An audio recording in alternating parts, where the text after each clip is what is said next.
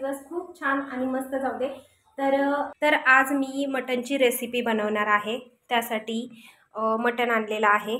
तर हे अर्धा किलो मटन आहे आणि खूप दिवस झालं मटनची रेसिपी बनवली नव्हती, त्याच्यामुळे म्हटलं चला मटनची रेसिपी तुमच्यापर्यंत शेअर करूया। तर हे अर्धा केजी मटन आहे आणि मटन बनवण्यासाठी म्हणजे जेव्हा आपण शिजायला घालतो ना त्यावेळेस काय काय साहित्य लागतं ते सगळं घेतलेलं आहे मी तुम्हाला दाखवते। आणि मी माझ्या पद्धतीने म्हणजे माझी मम्मी जशी करते ना तशा पद्धतीनेच मी मटन करणार आहे। खूप छान बनवते ती, खूप छान टेस्ट येते। जर तुम्ही अशा पद्धतीने केलं ना तर नक्कीच आवडेल तुम्हाला। तर आज मी मम्मीच्या पद्धतीने करते, तर व्हिडिओ संपूर्ण बघा। हे अर्धा केजी मटन आहे आणि मटन शिजायला घालण्यासाठी भरपूर सारी कोथिंबीर घेतलेली आहे। मोठा एक कांदा चिरून घेतलेला आहे। इथं आलं लसूण पेस्ट केलेली आहे, मी घरगुतीच घेतलेली आहे, कारण मी कधीही मटन किंवा चिकन बनवताना विकतची पेस्ट वापरत नाही, कारण इतकी जास्त टेस्ट येत नाही। जेव्हा आपण घरी बनवतो ना तेव्हा खूप छान टेस्ट येते। तर इथं खोबरं घेतलेलं आहे खिसलेलं, इथं खडा मीठ घेतलेला आहे। तुम्ही कधीही मटन किंवा चिकन बनवताना ना जे आपण बारीक मीठ वापरतो ना ते मीठ किंवा सेंधा मीठ न वापरता तुम्ही असं खडा मीठ जर वापरलं ना तर रिअल टेस्ट येते, कारण खूप छान टेस्ट लागते। आणि ही माझी मसालदानी म्हणजे मसाल्याचा डब्बा, तर ह्यामधली हळदसुद्धा मी वापरणार आहे। तर एवढं साहित्य मी आता सध्या घेतलेलं आहे आणि वाटण्यासाठी मी नंतर काय काय घेते ते पण मी तुम्हाला दाखवणार आहे। तर हे असं साहित्य आहे। तर आता आपण मटणाला हळद आणि मीठ लावून घेणार आहोत, ते मी तुम्हाला दाखवते। तर सर्वात अगोदर मी मटणला हळद आणि मीठ लावून घेते।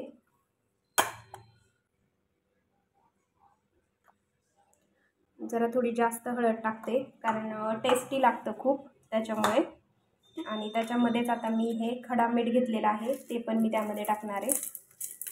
जवळजवळ खडा मीठ 2 चमचे घेतलेला आहे मी, कारण मटणाला थोडंसं मीठ जास्त लागतं। तर मी हळद आणि मीठ लावून घेतलेलं आहे आणि मीठ थोडंसं मटणाला जास्त लागतं, त्याच्यामुळे खूप छान मटणाला टेस्ट येते। तर आता हे सगळं मी हाताने असं एकत्र करून घेणार आहे। एकदा कोल्हापुरी स्टाईलने मटण करायचं आहे मला, कारण मी खाल्लं होतं, मला खूप आवडलं होतं आणि तसं करण्याचा प्रयत्न करणार आहे मी, कारण मी रेसिपी पण पाहिलेली आहे आणि मी स्वतः ते खाल्लेलं आहे, मला खूप आवडली होती ती टेस्ट।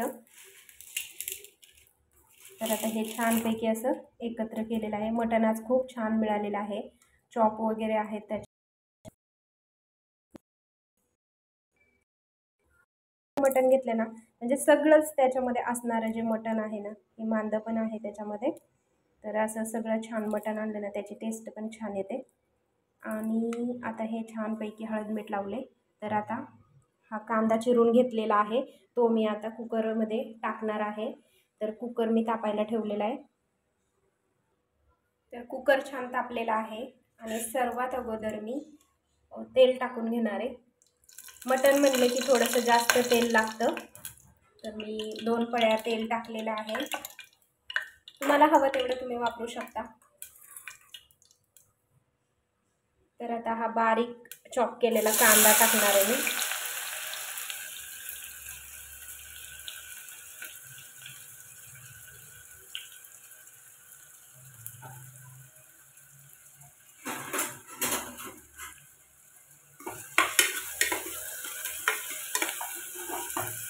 कांदा छानपैकी गोल्डन ब्राऊन होऊन देते।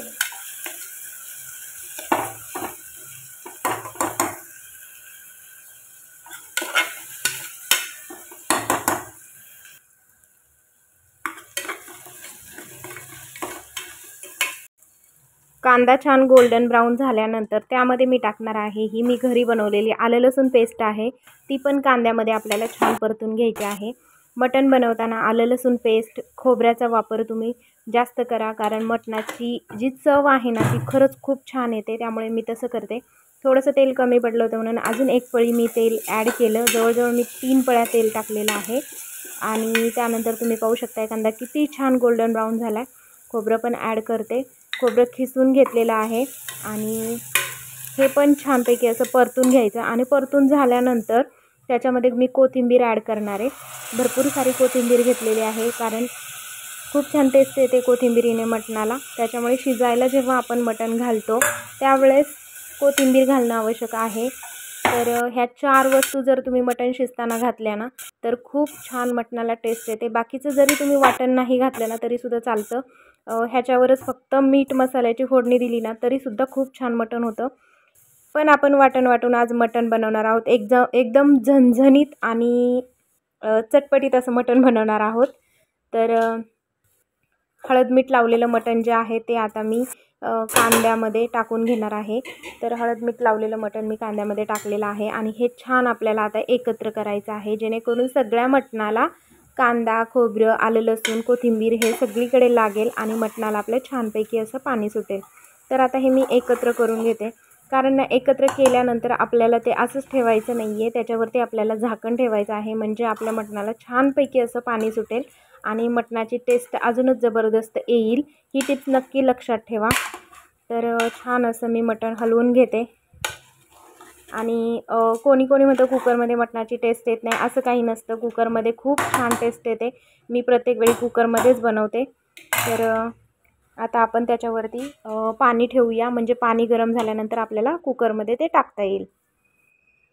जोपर्यंत मटणला छानपैकी असं पाणी सुटत नाही तोपर्यंत झाकण काढायचं नाही.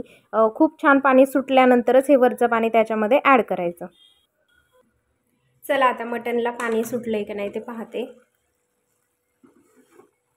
तर मटणला खदखदून असं पाणी सुटलेलं आहे. तुम्ही पाहू शकताय, मी दाखवते तुम्हाला. दिसतंय का? अरे बापरे, धुवा आला सगळा. खूप छान असं पाणी सुटले.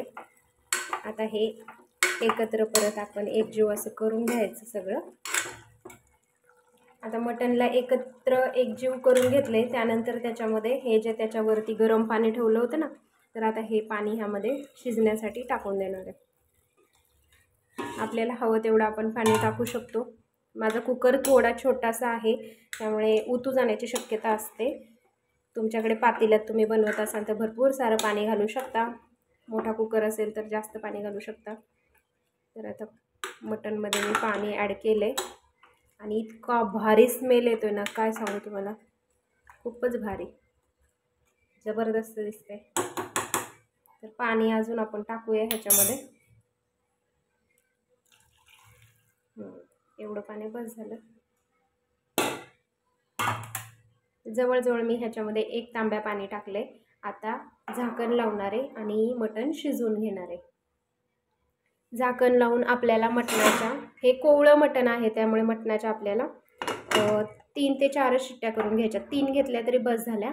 तर 3 शिट्ट्या करून घेते आणि त्यानंतर मग मी तुम्हाला दाखवते. आता वाटणाची तयारी करणार आहे मी. तर वाटणाला मी काय काय घेते ते पण मी तुम्हाला सांगणार आहे वाटण वाटल्यानंतर.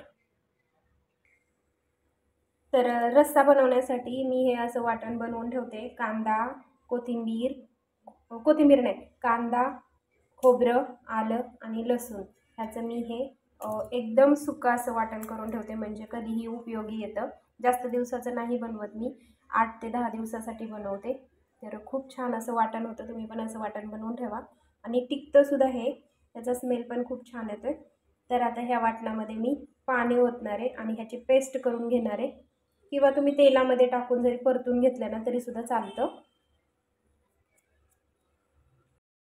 तर कुकर थंड झालेला आहे आणि आता मी तुम्हाला खोलून दाखवते. खूप छानपैकी मटण शिजलेलं आहे. मी 3च शिट्ट्या करून घेतलेल्या आहेत, तरी पण तुम्ही पाहू शकता मटण खूप छान शिजलेलं होतं आणि दिसत तर एवढं भारी टेम्पटिंग दिसत होतं ना.